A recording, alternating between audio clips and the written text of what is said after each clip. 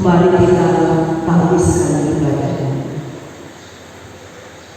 Pertolongan kepada kita adalah dalam nama Tuhan Allah Pencipta langit dan bumi, yang memelihara kesetiaannya sampai selama-lamanya dan tidak meninggalkan perbuatan kamu. Amin. Kasih karunia dan damai sejahtera dari Allah Bapa kita dan dari Tuhan Yesus Kristus menyertai saudara-saudara. Itu pasal 1 ayat 1 sampai 15 yang menjadi pembacaan.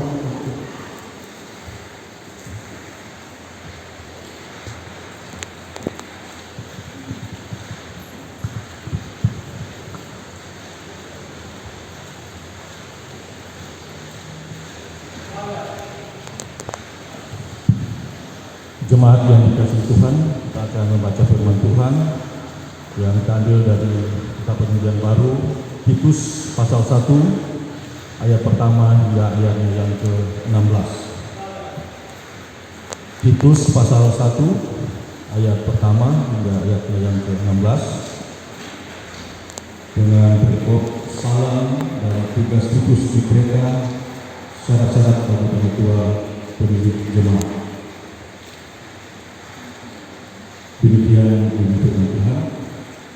Dari Paulus, hamba Allah dan Rasul Yesus Kristus, untuk memelihara iman orang-orang pilihan Allah dan pengetahuan akan kebenaran seperti yang nampak dalam ajaran kita, dan berdasarkan pemerataan akan hidup yang kekal yang sebelum permulaan zaman sudah dijadikan oleh Allah yang tidak berdosa, dan yang pada waktu yang dikehendakinya telah menyatakan firman-Nya dalam pemberitaan Injil yang telah dipercayakan kepadaku sesuai dengan perintah Allah Juru Selamat kita. Kepada Titus, anakku yang sah menurut iman kita bersama, kasih karunia dan damai sejahtera dari Allah Bapa dan Kristus Yesus, Juru Selamat kita, menyertai engkau. Aku telah meninggalkan engkau di Kreta dengan maksud ini, supaya engkau mengatur apa yang masih perlu diatur, dan supaya engkau menetapkan penatua-penatua di setiap kota, seperti yang telah kupesankan kepadamu, yakni orang-orang yang tak bercacat, yang mempunyai hanya satu istri, yang anak-anaknya hidup beriman dan tidak dapat dituduh karena hidup tidak senonoh atau hidup tidak terdidik. Sebab sebagai pengatur rumah Allah, seorang pendidik jemaat harus tidak bercacat, tidak angkuh, bukan pemberani, bukan penyemu, bukan pemarah, tidak serakah, melainkan suka memberi tumpangan, suka akan yang baik, bijaksana, adil, saleh, dapat menguasai diri, dan berpegang kepada perkataan yang benar, yang sesuai dengan ajaran yang sehat, supaya ia sanggup menasihati orang yang berdasarkan ajaran itu, dan sanggup meyakinkan penentang-penentangnya. Karena sudah banyak orang hidup tidak tertib, terutama di antara mereka yang berpegang pada hukum sunat. Dengan omongan yang sia-sia mereka menyesatkan pikiran. Orang-orang semacam itu harus ditutup mulutnya, karena mereka mengaco banyak keluarga dengan mengajarkan yang tidak-tidak untuk mendapat untung yang memalukan. Seorang dari kalangan mereka, nabi mereka sendiri, pernah berkata, dasar orang Kreta pembohong, binatang buas, pelahap yang malas. Kesaksian itu benar. Karena itu, tegurlah mereka dengan tegas supaya mereka menjadi sehat dalam iman dan tidak lagi mengindahkan dongeng-dongeng Yahudi dan hukum-hukum manusia yang berpaling dari kebenaran. Bagi orang suci semuanya suci, tetapi bagi orang najis dan bagi orang tidak beriman, suatu pun tidak ada yang suci, karena baik akal maupun suara hati mereka najis. Mereka mengaku mengenal Allah, tetapi dengan perbuatan mereka menyangkal Dia. Mereka keji dan durhaka dan tidak sanggup berbuat sesuatu yang baik. Demikianlah firman Tuhan. Shalom. Damai di hati. Shalom. Saudara-saudara yang diberkati dan dikasihi dalam Tuhan kita Yesus Kristus, kita dapat bersyukur kepada Tuhan. Tuhan yang telah memberikan kita waktu, kesempatan, bahkan pun beberapa hari ini kita terus guyur hujan, tetapi kita imani bahwa ini merupakan hujan berkat dalam kehidupan kita.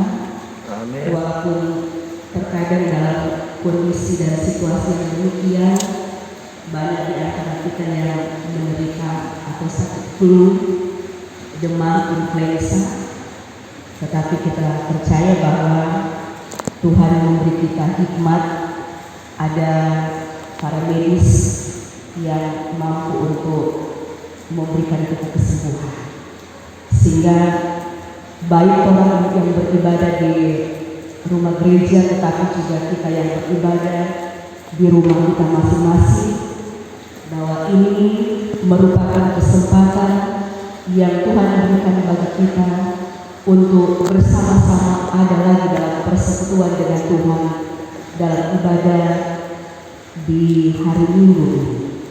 Dan sebagai warga Bening, kita dituntun dengan firman Tuhan melalui kitab Titus pasal 1 ayat 1 sampai dengan ayat 16 dengan tema keteladanan dan kompetensi pelayan Tuhan.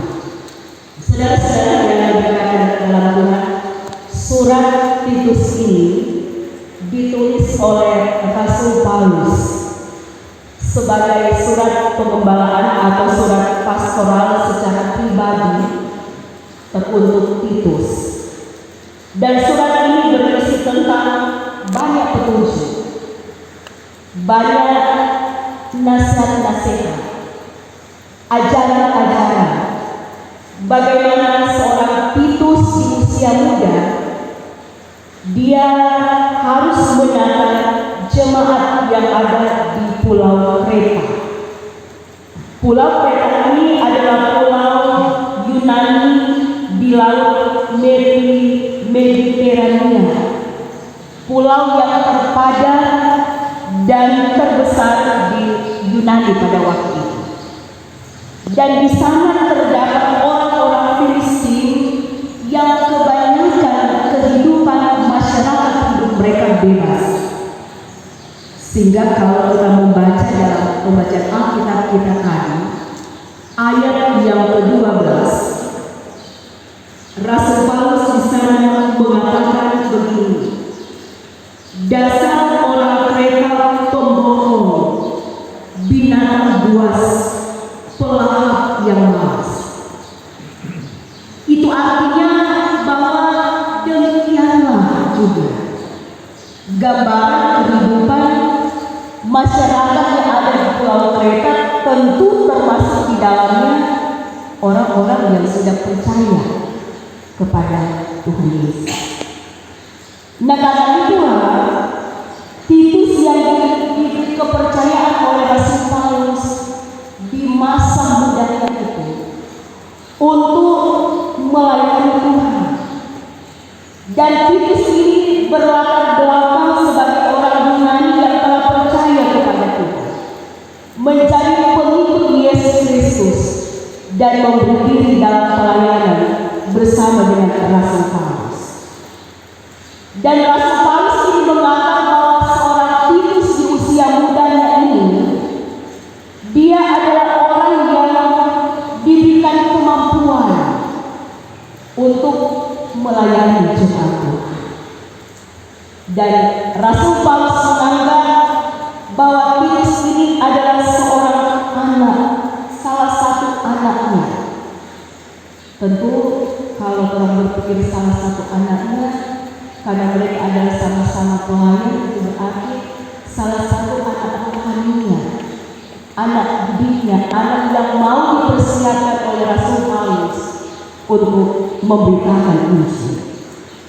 Dan Titus diharapkan oleh Rasul Paulus untuk menjadi seorang pelayan karena dia memiliki kemampuan untuk melayani dengan baik sebuah jemaat. Jemaat yang diberkati Tuhan, kalau khusus dalam pembacaan Alkitab kita, Titus 1 ayat 1 sampai dengan ayat yang ke-16, ini merupakan nasihat, pengajaran, tetapi juga motivasi dari Rasul Paulus untuk Titus secara khusus, di mana Titus diingatkan supaya dia yang dipercayakan untuk melayani jemaat Kristen yang ada di Pulau Kreta. Dia pula yang nantinya akan menata ulang pelayanan yang ada di jemaat tersebut. Tentu orang berpikir, kenapa mesti Rasul Paulus memberikan nasihat, mengingatkan mereka, mengingatkan Titus supaya menata ulang pelayanan yang ada di jemaat tersebut. Hal ini dilatar belakangi oleh kehidupan jemaat yang ada di Pulau Kreta pada saat itu, yang menjadi pergumulan mereka pada saat itu, di mana jemaat yang hidup pada saat itu mulai terpengaruh dengan pengajar-pengajar palsu, pengajar-pengajar sesat yang hendak dan sementara menyebarkan ajaran-ajaran mereka yang tidak sehat, ajaran-ajaran yang dapat menyesatkan kehidupan beriman orang-orang Kristen yang ada di Pulau Kreta. Dikatakan bahwa dengan omongan mereka yang sia-sia, yang menyesatkan pikiran, yang menyesatkan atau mengacaukan banyak keluarga dengan ajaran-ajaran yang tidak benar. Mereka juga hanya untuk mencari keuntungan untuk memalukan diri sendiri, dan kehidupan jemaat yang tidak tertib seperti yang telah diungkapkan tadi ayat 11 dan ayat 12. Rasul Paulus di sini mau mengingatkan tentang dua hal yang sangat penting bagi Titus untuk dia melakukan di tengah-tengah jemaat sebagai bentuk pelayanannya kepada Tuhan. Yang pertama, Titus kiranya dapat memelihara iman karena tugas dan tanggung jawab sebagai seorang pelayan merupakan panggilan iman agar dapat memperlengkapi para pelayan yang ada. Apalagi kalau dalam pembacaan Alkitab kita di sini, tugas Titus di Kreta dengan syarat penatua dan pendidik itu berarti dia hendak mempersiapkan orang-orang yang ada di jemaat tersebut untuk memilih penatua dan pendidik jemaat. Nah, karena itu bagi Rasul Paulus sangat penting baginya untuk terus memperlengkapi kehidupannya dengan pengajaran-pengajaran yang benar, agar dia dapat memiliki pengetahuan yang dalam pada pengharapan kehidupan yang kekal. Supaya dari dia juga, dia yang akan mempersiapkan juga orang-orang yang ada pada saat itu untuk menduduki jabatan sebagai pelayan Tuhan. Tetapi juga supaya jemaat pada keseluruhannya mereka tidak akan goyah dengan iman yang mereka miliki kepada Tuhan karena pengajar-pengajaran sesat yang sementara ada dalam kehidupan mereka. Yang kedua, Rasul Paulus di sini meminta kepada Titus supaya dia dapat mengatur apa yang perlu diatur, dan dia juga dapat menetapkan para penatua dan pemilik jemaat dengan kriteria-kriteria yang ada. Mengatur apa yang perlu diatur ini mau menunjukkan bahwa apa yang harus dikerjakan oleh Titus yang lebih berkaitan dengan penetapan penatua dan penilik sebagai panggilan iman, sebagai panggilan Tuhan, supaya dia mampu untuk mengajarkan ajaran-ajaran benar, ajaran-ajaran sehat, mampu untuk memberitakan Injil dan mampu untuk mengembangkan, sehingga orang-orang yang nantinya akan dipilih ataupun yang sudah terpilih, mereka mampu untuk benar-benar melakukan tugas dan tanggung jawab mereka sebagai seorang pelayan Tuhan yang berkenan kepada Tuhan. Nah, oleh sebab itu mereka harus dipersiapkan. Mereka yang sudah terpilih harus memiliki kemampuan untuk melayani atau kompetensi sebagai pelayan Tuhan. Mereka juga dituntut untuk harus menjadi teladan dalam sikap dan perilaku hidup mereka setiap hari. Bahkan sebagai seorang pelayan Tuhan, mereka juga dituntut bukan hanya tanggung jawab secara pribadi sebagai seorang pelayan, tetapi juga kalau kita membaca di sini ada juga tanggung jawab sebagai seorang keluarga pelayan Tuhan yang menopang suami atau istrinya atau anaknya yang terpilih untuk menjadi seorang pelayan yang bekerja secara khusus. Agar supaya dengan seorang pelayan Tuhan yang dapat menjadi teladan dalam sikap dan perilaku hidupnya, dituntut juga untuk hidup kudus dan tidak tercacat, memiliki rumah tangga yang harmonis dan mampu untuk membangun hubungan yang saling membangun, bukan hanya dalam kehidupan keluarganya, tetapi juga dalam kehidupan lingkungan di sekitar di mana seorang pelayan itu ada. Itu artinya juga bahwa sikap dan perilaku moral yang baik, yang benar, yang sesuai dengan kehendak Tuhan, itulah yang menjadi kriteria yang harus dipilih oleh Titus untuk menjadi rekan sekerja. Ayat 6 dan ayat 7. Artinya juga bahwa dikala mereka tidak menjadi sebagai seorang pelayan Tuhan, mereka juga dapat mengajar, mereka dapat memberikan contoh, supaya sebagai hamba-hamba Tuhan, mereka juga dapat memiliki standar moral yang baik dan tidak menyepelekan hal-hal yang menyangkut moral tersebut dalam kehidupan kepelayanan mereka. Sebab ketika seseorang menjadi pelayan Tuhan, memiliki moral yang baik di mata Tuhan, dapat memberi teladan dan panutan bagi orang-orang yang mereka pilih. Rasul Paulus juga di sini mau menekankan tentang pentingnya untuk menjadi sehat dalam iman kepada Tuhan. Sebab yang Rasul Paulus temui yang ada di jemaat pada waktu itu, ada orang-orang yang telah menjadi orang Kristen, percaya kepada Tuhan Yesus, beriman kepada Tuhan Yesus, tetapi tidak sepenuhnya. Artinya bahwa mereka mencampur adukan iman yang mereka miliki dengan hukum sunat, yaitu mereka masih mengaitkan kehidupan mereka yang sudah percaya kepada Tuhan, maka mereka juga harus disunat secara lahiriah.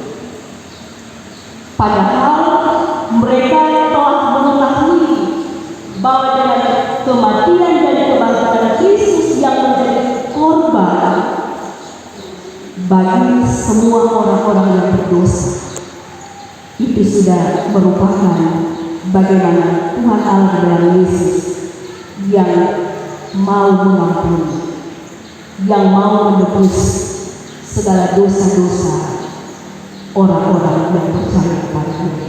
Itu berarti itu sunat tidak perlu lagi bagi orang percaya, karena Tuhan Yesus yang telah menggantikan kehidupan kita yang berdosa. Nah, itulah yang diperkenalkan oleh Rasul Paulus yang terjadi di tengah-tengah jemaat yang hidup pada saat itu.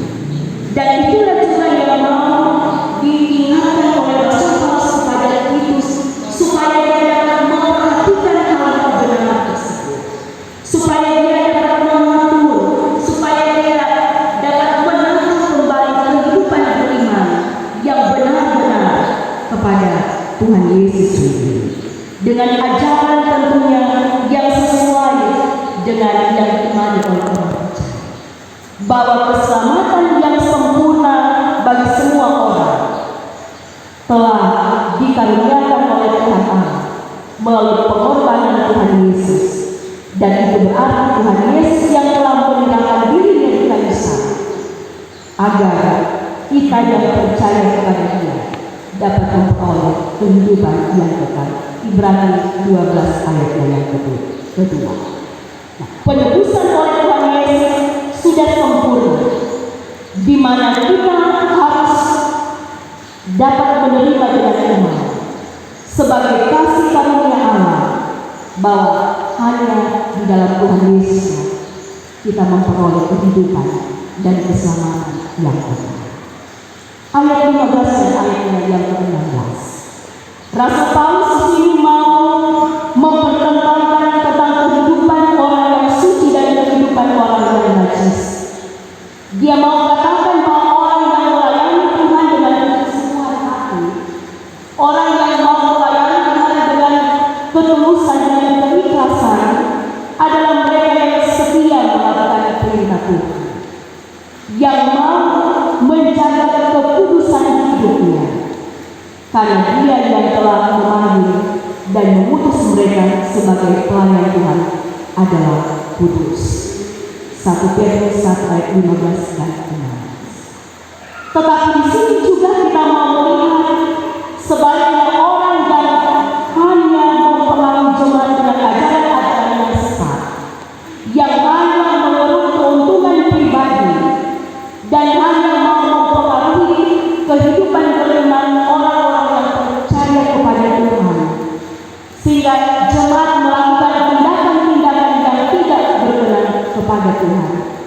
Maka Rasul Paulus memberikan gambaran tentang keberadaan mereka, pun tentang orang-orang yang telah terpengaruh dengan ajaran-ajaran yang sesat, bahwa mereka, perbuatan-perbuatan mereka itu adalah mereka menyembah Tuhan Allah dalam kehidupan mereka.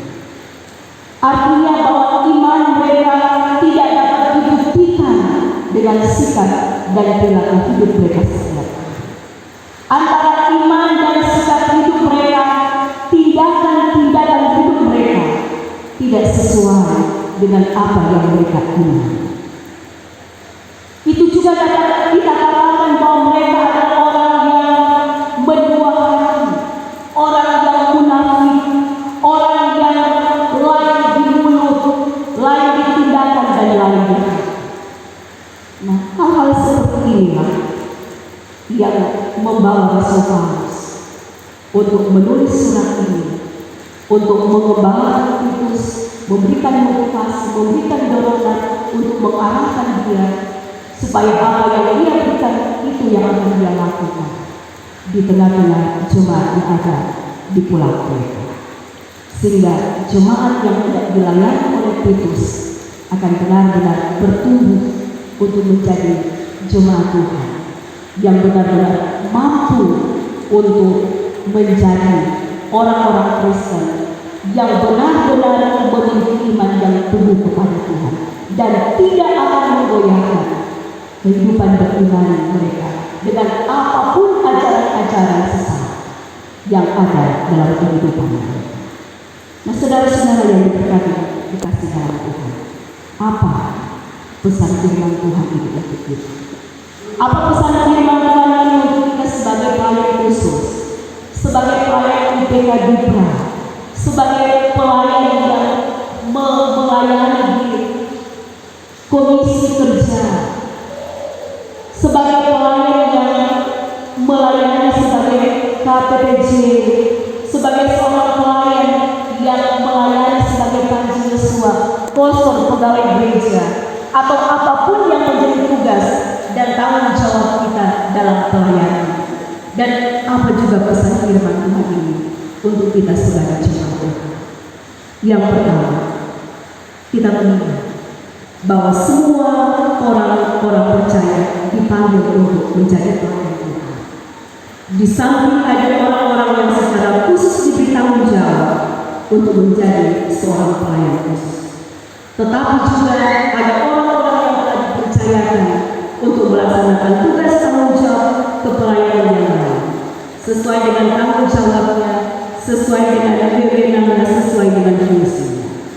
Nah, itu berarti bagi kita sangat penting bagi kita sebagai seorang pelayan Tuhan untuk senantiasa kita memelihara iman kita sebagai seorang pelayan Tuhan, memelihara iman kita sebagai umat Tuhan yang mengaku percaya kepada Allah di dalam Tuhan Yesus.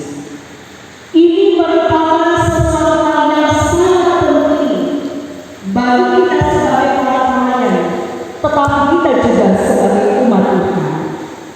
Karena ini juga merupakan sebagai sebuah peringatan bagi kita, supaya orang akan tetap terus berjaga-jaga, supaya kita terus untuk mempersiapkan diri kita sebagai seorang pelayan Tuhan, untuk tetap terus belajar dan belajar firman Tuhan, supaya dalam pelayanan kita mampu untuk mengajar, mampu untuk mengembangkan, mampu untuk memberikan semua tugas dan tanggung jawab yang telah dipercayakan bagi masing-masing kita.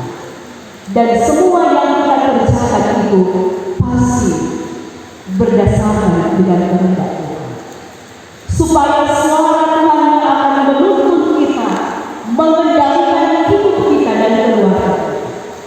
Dan sebagai pelayan-pelayan Tuhan memiliki karakter terpuji dan kemampuan untuk menguasai diri dalam segala hal.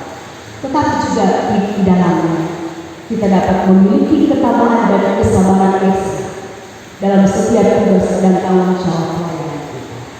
Kita juga dapat memiliki kesetiaan, ketekunan, jujur, dan dapat menjaga kekudusan hidup sebagai seorang pribadi pelayan Tuhan, tetapi juga kekudusan hidup sebagai keluarga pelayan Tuhan, agar supaya orang menjadi panutan, menjadi teladan bagi mereka yang kita layani.